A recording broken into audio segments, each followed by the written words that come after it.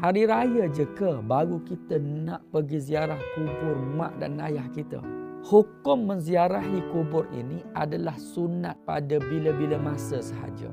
Kerana itu adalah suatu amalan yang mulia. Jadi sepanjang 365 hari setahun, sunat untuk kita pergi menziarahi kubur bila-bila masa sahaja.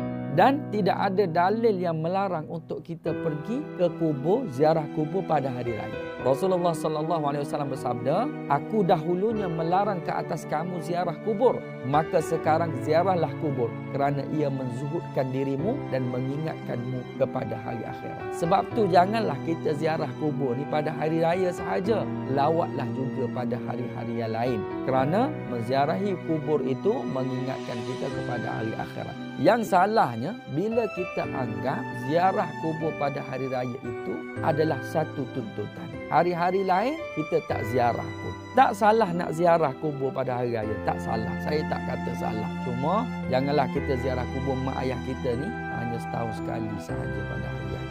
Jangan lupa untuk menziarahi kubur orang-orang yang kita sayang. Mereka sangat memerlukan doa kita semua.